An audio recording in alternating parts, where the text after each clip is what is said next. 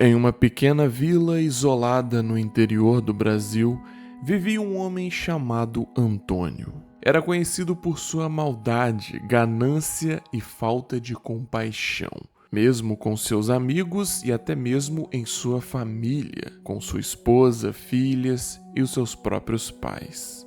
Sua crueldade era tamanha que a vila inteira temia e desprezava sua presença. Um dia, após uma série de atos particularmente cruéis, Antônio foi misteriosamente atingido por uma doença. Seu corpo começou a definhar, sua pele a ressecar e seus olhos perderam o brilho. Nenhum médico ou curandeiro conseguiu explicar ou curar aquele sofrimento.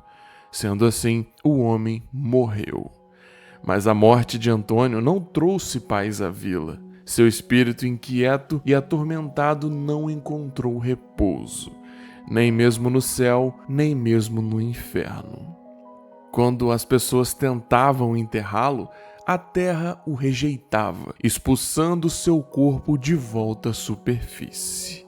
Os mais antigos contam que quando uma pessoa é realmente muito ruim para pagar pelos seus crimes, tem um destino pior do que a morte.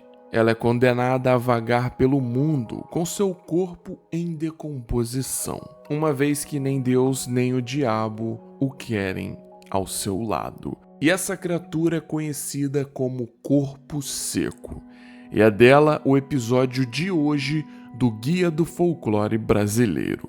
Eu sou o João e sejam muito bem-vindos a mais um vídeo aqui do canal O Outro Lado.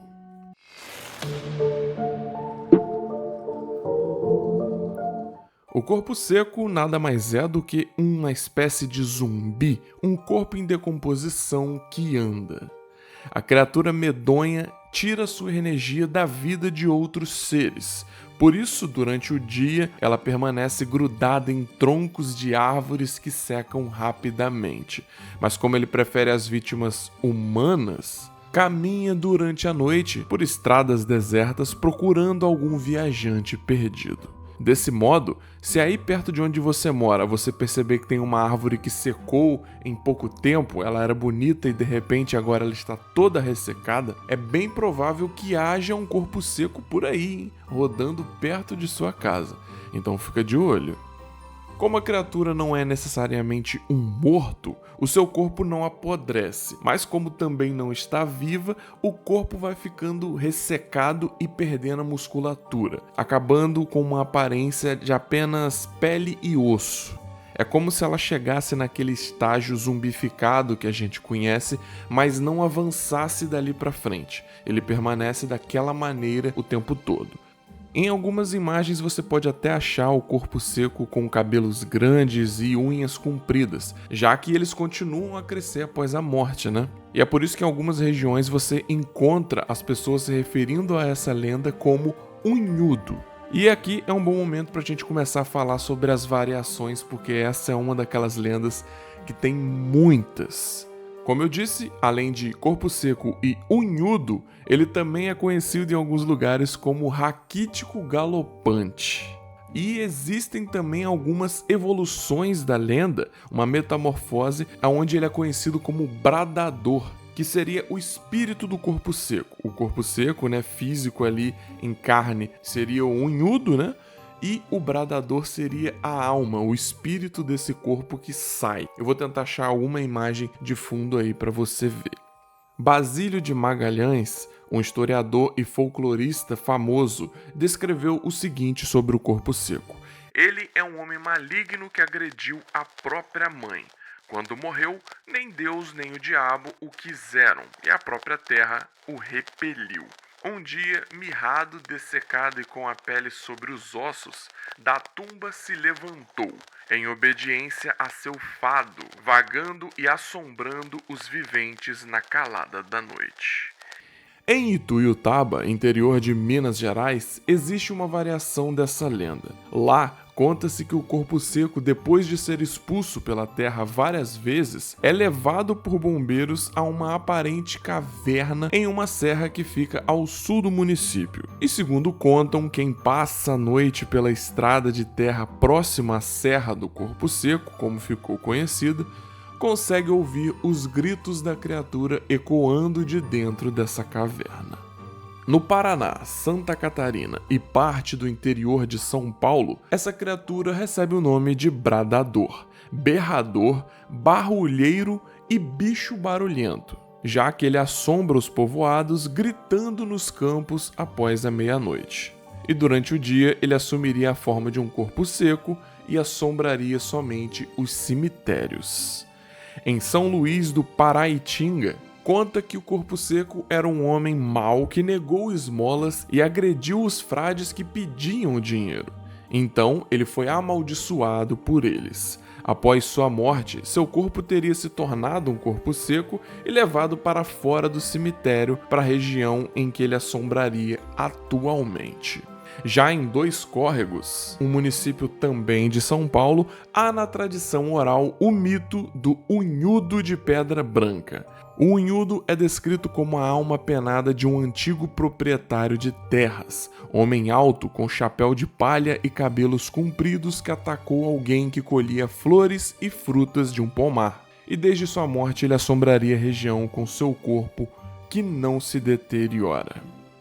Como vocês podem ver, essa lenda existem muitas variações. Há relatos do corpo seco no estado do Paraná, Amazonas, Minas Gerais, São Paulo, no Nordeste brasileiro como um todo você encontra também, e até em alguns países africanos de língua portuguesa, uma vez que essa lenda provavelmente foi trazida de Portugal. E uma das coisas que é muito interessante de todas essas variações da lenda aí, que elas têm em comum, é que quando a aparição segura alguém, só é possível se soltar dando nela uma surra com uma vara de marmelo abençoada. Então, cara, se você anda aí por locais interior, né, à noite, assim, muito isolados, pede pro padre benzer uma vara de marmelo, que aí você vai poder se defender dele, caso ele te pegue, tá show?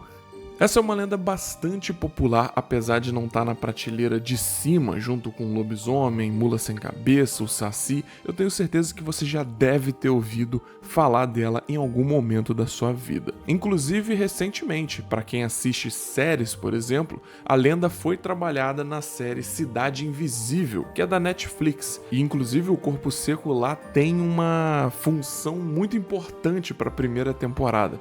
Então, quem ainda não assistiu, dá uma olhadinha lá, e quem já viu, né, sabe do que eu tô falando.